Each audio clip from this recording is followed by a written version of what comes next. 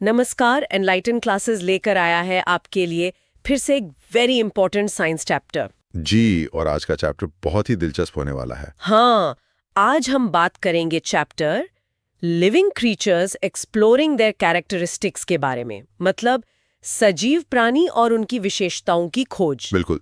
आसान शब्दों में कहें तो वो चीजें जिनमें जान होती है, जो चलती फिरती हैं, बड़ी होती हैं, उनके बारे में हम गहराई से जानेंगे। और ये जानना बहुत जरूरी भी है।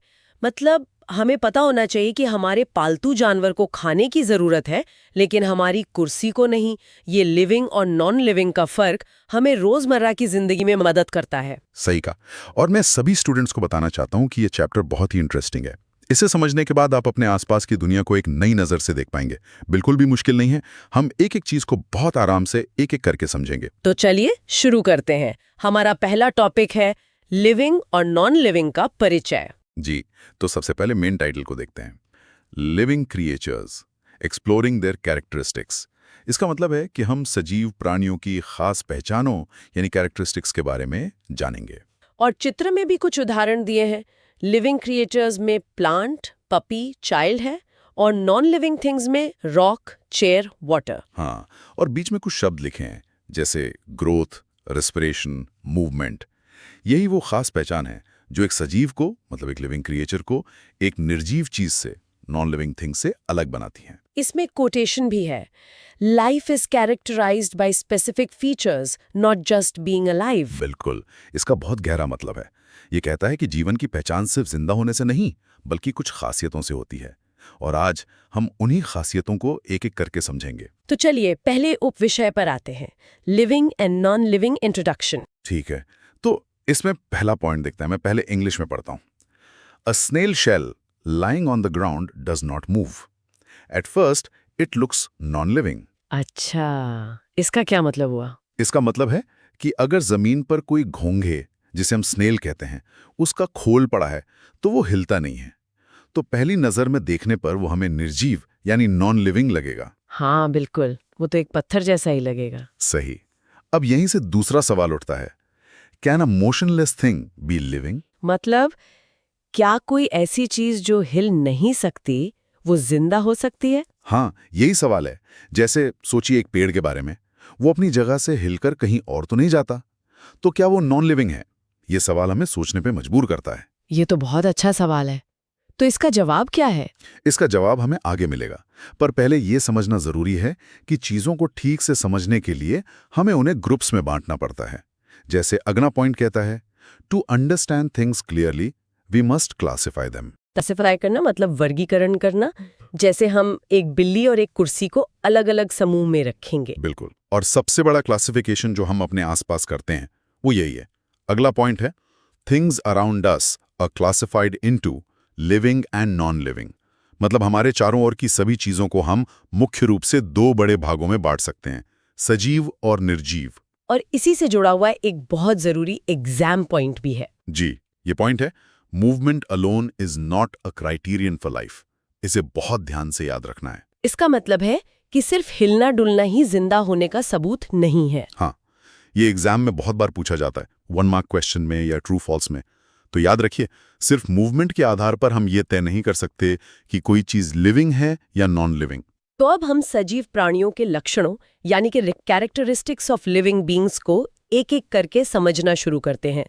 पहला कैरेक्टरिस्टिक है मूवमेंट। बिल्कुल, हमारा अगला उपविषय है मूवमेंट इन लिविंग बीइंग्स। अब हम समझेंगे कि सजीवों और निर्जीवों के मूवमेंट में क्या फर्क है। तो पहला सेक्शन है self movement versus external movement. हाँ, इसमें लिखा है, living beings show self movement, non living objects move only when pushed और पुल्ड।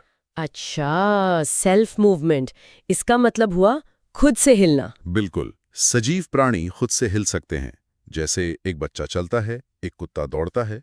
लेकिन निर्जीव चीजें, नॉन लिविंग ऑब्जेक्ट्स, तभी हिलती हैं जब उन पर कोई बाहरी बल, कोई एक्सटर्नल फोर्स लगता है।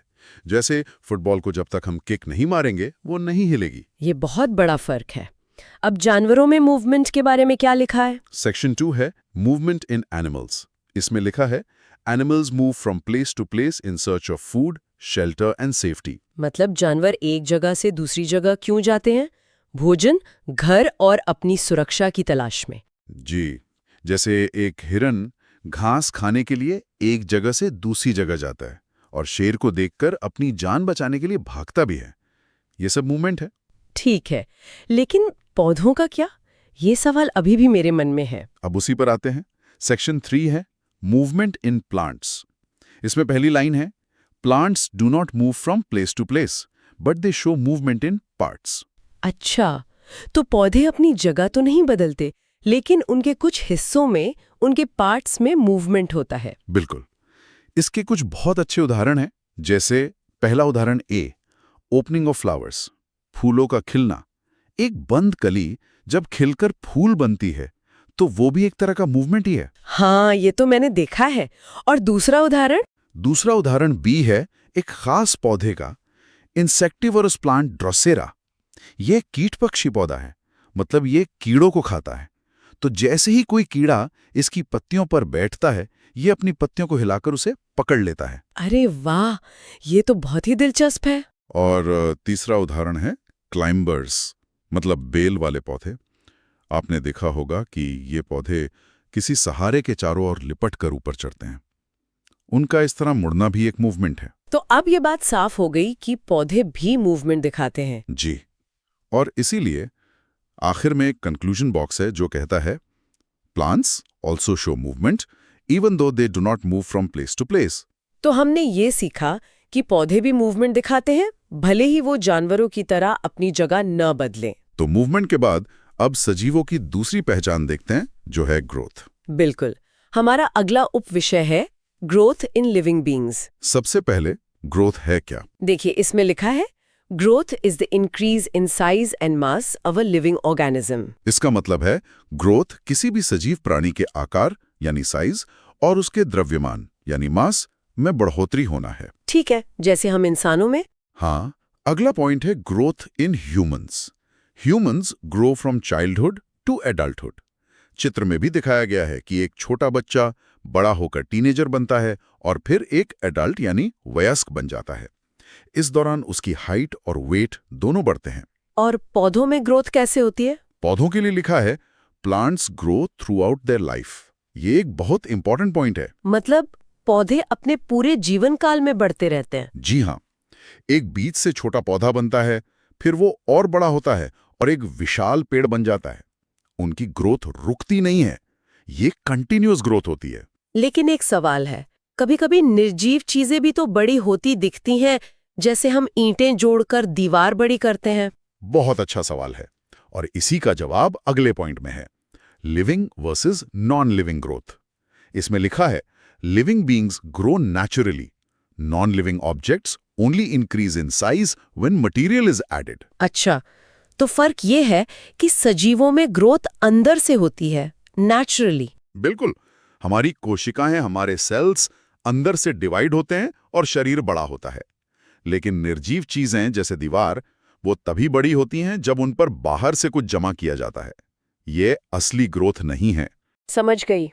और इसमें भी एक एग्जाम पॉइंट है। हाँ, और ये बहुत जरूरी है। Growth in living beings occurs from inside while non living objects do not grow. जब भी एग्जाम में लिविंग और नॉन लिविंग में डिफरेंस लिखने को आए तो ये पॉइंट जरूर लिखना चाहिए। ठीक है, अब ग्रोथ के लिए एनर्जी चाहिए और वो एनर्जी हमें मिलती है फूड से। तो हमारा अगला कैरेक्टरिस्टिक है न्यूट्रिशन। बिल्कुल सही कनेक्शन है। अगला उपविषय है न्यूट्रिशन, नीड फॉर फूड। तो सबसे पहला सवाल, लिविंग बीइंग्स को फूड की जरूरत क्यों होती है? इसका जवाब पहली लाइन में है, food is needed to get energy and to carry out life processes. मतलब सभी सजीवों को अपने रोज के काम करने के लिए, जैसे चलना, सोचना, इन सब के लिए ऊर्जा यानी एनर्जी की जरूरत होती है और यह ऊर्जा उन्हें भोजन से मिलती है। जी, और सिर्फ एनर्जी के लिए ही नहीं। दूसरा पॉइंट है food for growth and development. Food helps living beings grow and develop properly. खाना हमारे शरीर को ठीक से बड़ा होने और विकसित होने में भी मदद करता है। और अगर हमें चोट लग जाए तो भी खाना ही काम आता है। तीसरा पॉइंट है food for repair and maintenance. Food helps in repair of damaged body parts. जब हमें चोट लगती है तो उस घाव को भरने के लिए भी हमारा शरीर भोजन से मिले पोषक तत्वों, न्यूट्रिएंट्स का ही इस्तेमाल करता है। और चित्र में भी इसके उदाहरण हैं। इंसान, गाय और पौधा सबको फूड चाहिए। हाँ, इंसान पौधे और जानवर दोनों खाता है। गाय घास खाती है और पौधा वो तो अपना भोजन खुद बनाता है सूरज की रोशनी से। उस प्रोसेस को फोटोसिंथेसिस कहते हैं। तो इसका एग्जाम पॉइंट क्या है? एग्जाम पॉइंट इसे समराइज करता है। All living organisms need food for energy, growth, repair and survival. अगर न्यूट्रिशन की इंपॉर्टेंस पर सवाल आए तो ये एक परफेक्ट आंसर है। इसमें सारे की पॉइंट्स आ गए, एनर्जी, ग्रोथ, रिपेयर और सर्वाइवल। ठीक है, तो हमने खाना खा लिया, अब उस खाने से एनर्जी निकालने के प्रोसेस को क्या कहते हैं? बहुत अच्छा सवाल। उस प्रोसेस को कहते हैं रेस्पिरेशन, और यही हमारा अगला टॉपिक है, रेस्पिरेशन। तो रेस्पिरेशन क्या है? इसकी डेफिनेशन है, respiration is the process by which living beings release energy from food. मतलब ये वो प्रक्रिया है जिससे सजीव प्राणी भोजन से ऊर्जा निकालते हैं, और ये प्रक्रिया शरीर के अंदर होती है। बिल्कुल। अब यहाँ पर स्टूडेंट्स अक्सर एक चीज में कंफ्यूज होते हैं, ब्रीदिंग और रेस्पिरेशन में। हाँ, ज्यादातर लोग सोचते हैं कि ये दोनों एक ही हैं। और ऐसा नहीं है।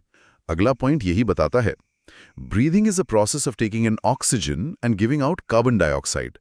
ब्रीदिंग यानी सांस लेना रेस्पिरेशन का बस एक छोटा सा हिस्सा है। इसमें हम ऑक्सीजन अंदर लेते हैं और कार्बन डाइऑक्साइड बाहर छोड़ते हैं। असली रेस्पिरेशन तो सेल्स के अंदर होता है जहां एनर्जी बनती है। अच्छा, तो जानवर कैसे रेस्पायर करते हैं? Animals respire using different organs such as lungs and gills. जैसे हम इंसान फेफड़ों यानी लंग्स से सांस लेते हैं और मछली गलभड़ों यानी गिल से। और पौधे, वो कैसे सांस लेते हैं? Plants respire through tiny pores on leaves called stomata. पौधों की पत्तियों पर बहुत छोटे छोटे छेद होते हैं जिन्हें स्टोमाटा कहते हैं। इन्हीं से वो गैसों का एक्सचेंज करते हैं। इसमें एक ऑब्जर्वेशन भी बताई गई है। हाँ, breathing rate increases during running और फिजिकल एक्टिविटी। आपने महसूस किया होगा कि जब हम दौड़ते हैं तो हमारी सांसें तेज हो जाती हैं। हाँ बिल्कुल। ऐसा इसलिए होता है क्योंकि दौड़ते समय हमारे शरीर को ज्यादा एनर्जी की जरूरत होती है और ज्यादा एनर्जी बनाने के लिए ज्यादा ऑक्सीजन चाहिए। इसीलिए हम तेजी से सांस लेने लगते हैं। ये तो बहुत प्रैक्टिकल एग्जाम्पल है। तो इसका कंक्लूजन क्या है? इसका एग्जाम स्कोरिंग पॉइंट है, all living beings respire to release energy needed for life processes. मतलब सभी सजीव प्राणी जीवन की प्रक्रियाओं के लिए जरूरी ऊर्जा प्राप्त करने के लिए रेस्पिरेशन करते हैं। तो जब शरीर में ये सारे प्रोसेस होते हैं तो कुछ वेस्ट प्रोडक्ट्स भी बनते होंगे? हाँ, बिल्कुल बनते हैं, और उन्हें शरीर से बाहर निकालना भी बहुत जरूरी है। इसी प्रोसेस को कहते हैं एक्सक्रीशन। हमारा अगला टॉपिक, एक्सक्रीशन। तो व्हाट इज एक्सक्रीशन? इसकी डेफिनेशन है, excretion is the process of removing waste products from the body. मतलब शरीर से बेकार और हानिकारक पदार्थों को बाहर निकालने की प्रक्रिया को एक्सक्रीशन कहते हैं। जानवर ये कैसे करते हैं? Animals remove waste products like urine and sweat from their bodies. जानवर मूत्र यानी यूरिन और पसीने यानी स्वेट के रूप में व्यर्थ पदार्थ बाहर निकालते हैं। और क्या पौधे भी वेस्ट निकालते हैं? जी हाँ, पौधे भी निकालते हैं। Plants remove waste through leaves and by storing wastes. पौधे कई तरीकों से वेस्ट निकालते हैं, जैसे पत्तियों से पानी की बूंदों के रूप में, या फिर अपनी छाल जिसे बार्क कहते हैं उसमें, या गिरने वाली पत्तियों में वेस्ट जमा करके। तो एक्सक्रीशन इतना जरूरी क्यों है? Excretion is important to keep the body clean and healthy. अगर ये वेस्ट हमारे शरीर में जमा होता जाए तो ये जहर बन सकता है और हमारा शरीर बीमार पड़ सकता है। इसलिए इसे बाहर निकालना बहुत जरूरी है। इसका एग्जाम पॉइंट भी सीधा साधा है। हाँ, excretion helps living beings remove harmful waste products from the body. चलिए अब एक और बहुत इंटरेस्टिंग कैरेक्टरिस्टिक की बात करते हैं। क्या होता है जब आपको कोई कांटा चुभता है? अब तुरंत अपना हाथ हटा लेते हैं। बिल्कुल, और इसी को कहते हैं रिस्पॉन्स टू स्टिमुलाई। हमारा अगला टॉपिक, रिस्पॉन्स टू स्टिमुलाई। तो सबसे पहले ये स्टिमुलस क्या होता है? इसकी डेफिनेशन है, A stimulus is any change in the surroundings that causes a response in living beings. मतलब हमारे आसपास के वातावरण में होने वाला कोई भी बदलाव जो हमें कोई प्रतिक्रिया यानी रिस्पॉन्स देने पर मजबूर करे, उसे स्टिमुलस कहते हैं। बिल्कुल, जैसे कांटा चुभना एक स्टिमुलस है, तेज गर्मी लगना एक स्टिमुलस है, तेज रोशनी आंखों में पड़ना भी एक स्टिमुलस है। और जानवरों में इसका रिस्पॉन्स कैसा होता है? Animals respond quickly to stimuli using sense organs and nerves. जानवर बहुत तेजी से रिस्पॉन्ड करते हैं, जैसे कांटा चुभने पर हाथ हटाना या गर्मी लगने पर पसीना आना। ये सब हमारे सेंस ऑर्गन्स की वजह से होता है। और पौधों में? पौधे भी रिस्पॉन्ड करते हैं, पर धीरे धीरे। Plants also respond to stimuli, though their response is slow. इसका कोई उदाहरण? हाँ, जैसे छुई मुई, जिसे टच मी नॉट प्लांट कहते हैं, उसका पौधा छूने पर मुरझा जाता है। या सूरजमुखी का फूल सूरज की रोशनी की तरफ घूमता है। यहाँ टच और लाइट दोनों स्टिमुलस हैं। तो कंक्लूजन ये है कि सभी लिविंग बीइंग्स रिस्पॉन्ड करते हैं। जी, all living beings respond to stimulus. एक पत्थर को गर्मी, सर्दी या रोशनी से कोई फर्क नहीं पड़ता, पर एक सजीव प्राणी को पड़ता है। और यही एक बहुत बड़ा अंतर है। इसका एग्जाम पॉइंट भी यही कहता है। हाँ, response to stimulus is an important characteristic of living beings. अब उस कैरेक्टरिस्टिक की बात करते हैं जिससे जीवन पीढ़ी दर पीढ़ी आगे बढ़ता है, यानी रिप्रोडक्शन। रिप्रोडक्शन का मतलब क्या है? इसकी मीनिंग है, reproduction is the process by which living organisms produce young ones of their own kind. ये वो प्रक्रिया है जिससे सजीव प्राणी अपने जैसे ही नए जीवों को जन्म देते हैं। जानवरों में ये कैसे होता है? Animals reproduce to give birth or to lay eggs that develop into young ones. कुछ जानवर सीधे बच्चों को जन्म देते हैं, जैसे गाय बछड़े को जन्म देती है, और कुछ जानवर अंडे देते हैं जिनसे बाद में बच्चे निकलते हैं, जैसे मुर्गी अंडे देती है जिससे चूजा निकलता है। और नॉन लिविंग थिंग्स? उनके लिए लिखा है, non living things can not reproduce और प्रोड्यूस यंग वंस। ये बहुत ऑब्वियस है। एक पत्थर से दूसरा पत्थर या एक कुर्सी से दूसरी कुर्सी अपने आप पैदा नहीं हो सकती। तो रिप्रोडक्शन जरूरी क्यों है? Reproduction is important for the continuity of life on earth. इसी प्रक्रिया के कारण धरती पर जीवन बना रहता है और प्रजातियां यानी स्पीशीज खत्म नहीं होती। ये लाइफ को कंटिन्यू रखने का तरीका है। और exam point? Reproduction is a characteristic of living beings and ensures continuity of life. अब एक आखिरी कैरेक्टरिस्टिक जो जीवन का एक सच है, जो भी सजीव पैदा होता है उसकी मृत्यु भी होती है। बिल्कुल। हमारा अगला उपविषय है डेथ। डेथ का मतलब क्या है? Death occurs when all life processes stop permanently. मृत्यु तब होती है जब शरीर की सभी जीवन प्रक्रियाएं, लाइफ प्रोसेस, जैसे सांस लेना, दिल का धड़कना, ग्रोथ, ये सब हमेशा के लिए परमानेंटली रुक जाती हैं। और मरने के बाद क्या होता है? After death, a living organism becomes non-living. मरने के बाद एक सजीव प्राणी निर्जीव हो जाता है, जैसे एक मरा हुआ पौधा या मरा हुआ जानवर नॉन लिविंग है। तो ये सभी कैरेक्टरिस्टिक्स का अंत है। जी, movement, growth, respiration, response, reproduction, nutrition, excretion, ये सब लाइफ प्रोसेस हैं और डेथ पर ये सब रुक जाता है। एग्जाम पॉइंट भी यही बताता है। हाँ, death is the permanent end of all life processes and marks the transition from living to non living. मतलब मृत्यु सभी जीवन प्रक्रियाओं का स्थायी अंत है और ये सजीव से निर्जीव में बदलने का निशान है। तो हमने लिविंग बीइंग्स के मेन कैरेक्टरिस्टिक्स समझ लिए। अब पौधों से जुड़ी कुछ खास बातों पर आते हैं। जी बिल्कुल। एक सवाल है, एक बीज जो सालों तक किसी डिब्बे में बंद रहता है, वो लिविंग है या नॉन लिविंग? बहुत अच्छा सवाल है और ये अक्सर पूछा जाता है। हमारा अगला टॉपिक यही है, सीड लिविंग और नॉन लिविंग। तो इसका जवाब क्या है? जवाब पहली लाइन में है, A seed appears non-living but is actually a living thing. बीज देखने में भले ही निर्जीव लगता है, पर असल में वो जिंदा होता है। पर कैसे? वो तो कुछ भी नहीं करता। क्योंकि उसके अंदर जीवन एक सोती हुई अवस्था में होता है। अगला पॉइंट है, In a seed, life processes occur very slowly. This stage is called dormancy. Dormancy? हाँ, dormancy. इस अवस्था में बीज के अंदर लाइफ प्रोसेसेस बहुत धीमी गति से चलते हैं, इतने धीमे कि हमें पता भी नहीं चलता। और ये नींद से कब जागता है? जब उसे सही कंडीशंस मिलती हैं। When a seed gets water, air and warmth, it starts growing. जब बीज को सही मात्रा में पानी, हवा और गर्मी मिलती है तो वो उगना यानी ग्रो करना शुरू कर देता है। और यही इस बात का सबूत है कि वो जिंदा है। बिल्कुल। The ability to germinate proves that a seed is living. बीज का उगकर एक नया पौधा बनाना ही इस बात का सबसे बड़ा सबूत है कि वो जिंदा है। तो इसका एग्जाम पॉइंट क्या होगा? एग्जाम पॉइंट है, A seed is a living thing in dormant condition because it can germinate under suitable conditions. ठीक है। अब आपने जर्मिनेशन के लिए जरूरी कंडीशंस की बात की। अगला टॉपिक इसी के बारे में है। जी। Essential conditions for germination. पहले तो जर्मिनेशन क्या है? Germination is the process by which a seed grows into a new plant. अंकुरन वो प्रक्रिया है जिससे एक बीज एक नए पौधे में विकसित होता है। और इसकी एसेंशियल कंडीशंस क्या हैं?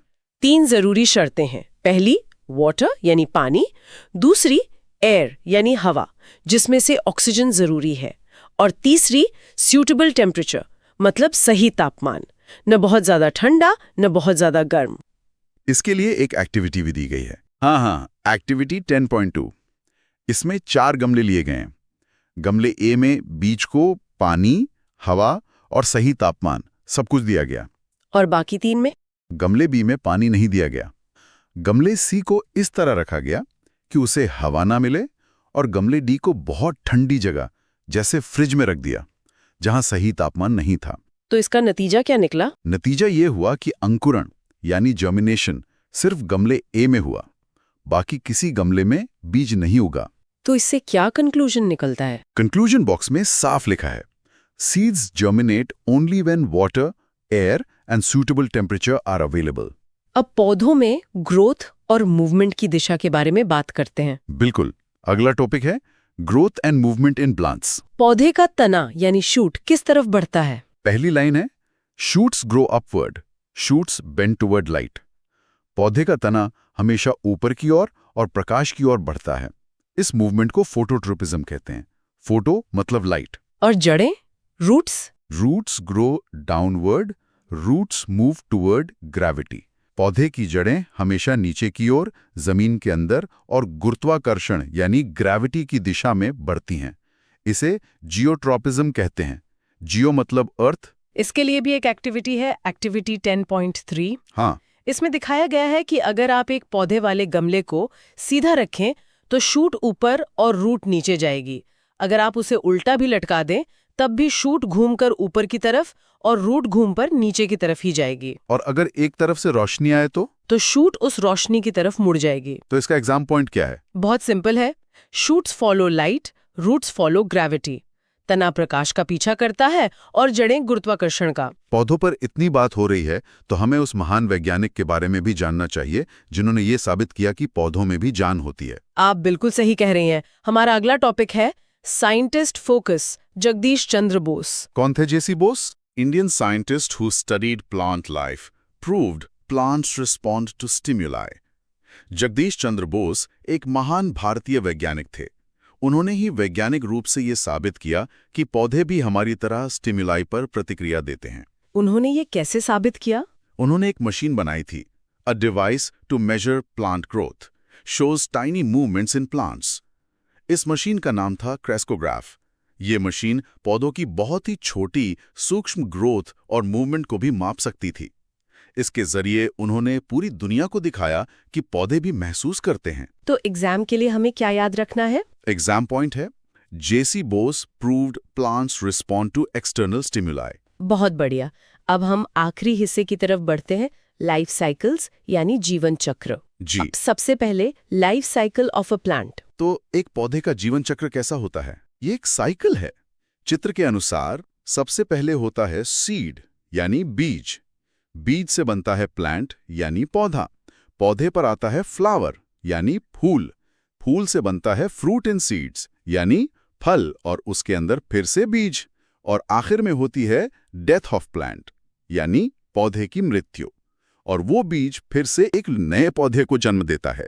और ये चक्र चलता रहता है। हाँ, इसलिए एग्जाम पॉइंट है seeds help plants continue their life cycle. अब जानवरों के लाइफ साइकिल के बारे में बात करते हैं। अगला टॉपिक है life cycle of animals, introduction. तो इसमें क्या है? पहली लाइन है animals grow from young ones to adults. जानवर अभी छोटे से बड़े होते हैं। क्या उनके ग्रोथ स्टेजेस होते हैं? हाँ बिल्कुल। जैसे तितली, बटरफ्लाई, वो अंडे से शुरू होती है, फिर कैटरपिलर बनती है, फिर प्यूपा, और आखिर में अडल्ट बटरफ्लाई बनती है। इसी तरह मेंढक, फ्रॉग, अंडे से टैडपोल बनता है और फिर अडल्ट फ्रॉग। पौधों और जानवरों में मुख्य अंतर क्या है? तालिका में कुछ अंतर दिए हैं। जैसे जानवर भोजन के लिए घूमते हैं, पौधे नहीं। जानवरों में ग्रोथ एक समय के बाद रुक जाती है, पर पौधों में चलती रहती है। इसका एग्जाम पॉइंट क्या होगा? Animals grow and change shape as they develop into adults. चलिए अब मच्छर के जीवन चक्र को विस्तार से देखते हैं। Life cycle of a mosquito. इसके 4 मुख्य चरण हैं। पहला एग यानी अंडा। मच्छर रुके हुए पानी में अंडे देता है। अंडे से निकलता है लार्वा, जो पानी में ही रहता है और तैरता है। और लार्वा के बाद लार्वा बदलता है प्यूपा में, ये भी पानी में ही रहता है, और आखिर में प्यूपा से बाहर निकलता है अडल्ट मस्कीटो, यानी पूरा मच्छर जो उड़ सकता है। तो मच्छरों को रोकने के लिए क्या करना चाहिए? चूंकि ये अपना लाइफ साइकिल पानी में पूरा करते हैं, तो हमें कहीं भी पानी जमा नहीं होने देना चाहिए। अगर कहीं पानी जमा है तो उस पर केरोसिन डालने से लार्वा और प्यूपा सांस नहीं ले पाते और मर जाते हैं। और इसका exam point? Mosquitoes need stagnant water to complete their life cycle. यानी मच्छरों को अपना जीवन चक्र पूरा करने के लिए रुके हुए पानी की जरूरत होती है। मच्छर के बाद अब मेंढक की बारी, life cycle of a frog. मेढक का लाइफ साइकिल भी पानी से ही जुड़ा है। ये भी पानी में अंडे देते हैं जिन्हें स्पॉन कहते हैं। अंडे से एम्ब्रियो बनता है और फिर निकलता है टैडपोल। टैडपोल तो बिल्कुल मछली जैसा दिखता है। हाँ, और वो मछली की तरह गिल्स से ही सांस लेता है। फिर टैडपोल धीरे धीरे बदलता है, उसके पैर निकलते हैं और वो फ्रॉगलेट बनता है। इस स्टेज में उसकी पूंछ होती है, पर फेफड़े, लंग्स भी बन जाते हैं। और आखिर में उसकी पूंछ गायब हो जाती है और वो एक अडल्ट फ्रॉग बन जाता है जो जमीन पर रहता है और फेफड़ों से सांस लेता है। इस पूरे बदलाव को क्या कहते हैं? इस बड़े बदलाव को, जहां एक जीव का पूरा रूप ही बदल जाता है, उसे मेटामॉर्फोसिस कहते हैं। तो एग्जाम पॉइंट क्या है? Frogs show metamorphosis from tadpole to adult. अब इन लाइफ साइकिल्स की तुलना करते हैं। Comparison of life cycles. जी, पहले प्लांट्स वर्सेस एनिमल्स, ये अंतर हम पहले ही डिस्कस कर चुके हैं। फिर मस्कीटो वर्सेस फ्रॉग की तुलना।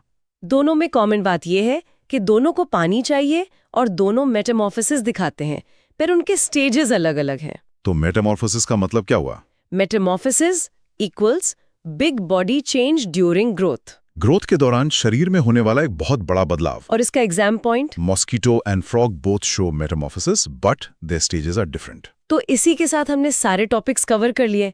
अब एक क्विक रिवीजन हो जाए। जरूर। तो हमारा रिवीजन चैलेंज है ये सवाल: what are the fundamental characteristics that define living creatures? वो कौन सी मुख्य विशेषताएं हैं जो सजीव प्राणियों को परिभाषित करती हैं? इसका जवाब इस चित्र में दिए गए सभी लक्षण हैं। मूवमेंट, रेस्पिरेशन, सेंसिटिविटी यानी response to stimuli, growth, reproduction, nutrition और एक्सक्रीशन। और ये एक एग्जाम फेवरेट क्वेश्चन है। बिल्कुल, ये लॉन्ग आंसर क्वेश्चंस में अक्सर पूछा जाता है। तो हमारी आज की ये छानबीन तो बहुत मजेदार रही। हमने जीवन के कई रहस्यों से पर्दा उठाया, लेकिन जाते जाते मैं श्रोताओं के लिए एक सवाल छोड़ना चाहती हूँ। जरूर पूछिए। हमने सजीवों के इतने सारे लक्षण देखे, अब सोचिए वायरस के बारे में। वो अपने आप कुछ नहीं कर सकता, एक निर्जीव चीज जैसा पड़ा रहता है, लेकिन जैसे ही वो किसी जिंदा कोशिका में घुसता है, वो अपनी संख्या बढ़ाने लगता है, मतलब रिप्रोड्यूस करता है। तो क्या वायरस सजीव है या निर्जीव? इस पर सोचिएगा जरूर। ये एक बेहतरीन सवाल है सोचने के लिए। अगर आपको वीडियो अच्छा लगा हो तो वीडियो को लाइक, चैनल को सब्सक्राइब और अपने दोस्तों के साथ शेयर करें।